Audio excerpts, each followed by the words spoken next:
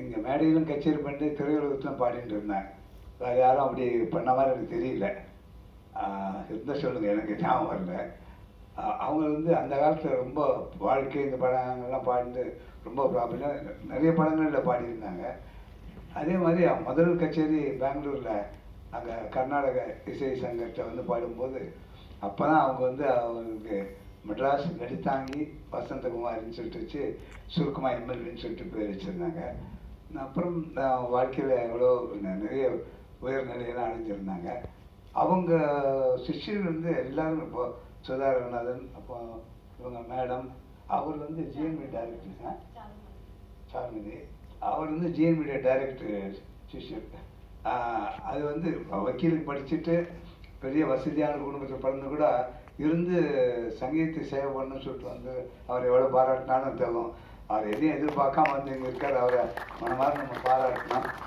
1938 GNB, decay பட்டமால், Lalithangi இவங்க சேர்ந்து வானொலியில் ஜெயதேவன் அஷ்டபதி வந்து என்ன சொல்கிறது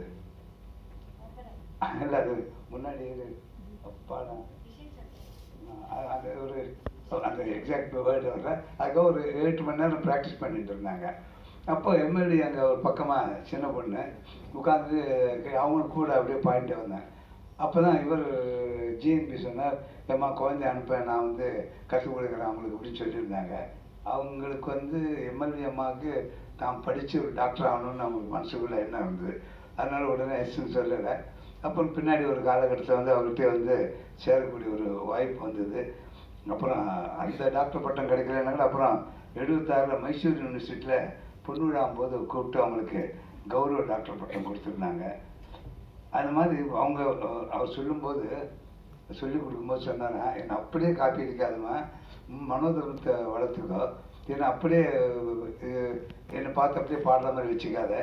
அது மட்டும் பல கச்சேரிக்கு போயிட்டு வந்தேன். அரியக்குடியோ இல்லை செம்மங்குடி மாமாவோ ஏதாவது பாடணும். பல இடத்துக்கு போயிட்டு வந்தது தான் அவனுக்கு வந்து அதை பற்றி விசாரமாக ஒரு பார்வை ஏற்படும் அப்படின்னு சொல்லியிருந்தார்.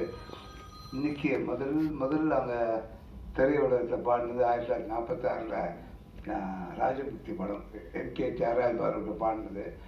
படம் சரியாக போகல, பட் இவங்க பேர் நினச்சி போச்சு. ஒரு ரொம்ப அழகாக பாடக்கூடிய ஒருத்தர் வந்து இப்போ திரையுலகத்துக்கு சேர்ந்துருக்காங்கன்னு சொல்லிட்டு ஒரு 20 வருஷம் தான் திரையுலகத்தில் அவங்க பாடினதெல்லாம் 1961 முடிவுக்கு வந்தது. இவங்க டாக்டர் வந்து ஸ்ரீவித்யா கேஎன் தண்டாதிமான பிள்ளைகிட்ட நடங்கத்தி அவங்களுடைய அரங்கேற்றம் கிருஷ்ணகான சவால் நடந்தது. அப்புறம் 1970 நேபாள மன்னர் கூப்பிட்டு இருந்தால் அப்போ போயிட்டு வந்தாங்க. பத்மபூஷன் விருது கிடச்சிது, சங்கீத கலாநிதி விருது கிடச்சிது. 77 கொஞ்சம் குடும்பத்தில் சில அசௌகரியங்கள், அதனால் அவங்க மனசு கொஞ்சம் உடஞ்சி போயிருந்தாங்க. அது ஃப்ரெண்ட்ஸ் எல்லாம் சேர்ந்து ரிஷிவாடியில் மகனம்பள்ளி மனசு சாந்தமாக இருக்கும்னு சொல்லிட்டு அந்த மாதிரி தான் அவங்க 97 அது நூற்றாண்டு வேணும் கொண்டாடணும்னு கேட்டுட்டு அவங்க சார்பாக அவங்க பேரில் இந்த அமைப்பு வச்சு நடத்தின்னு இருக்காங்க.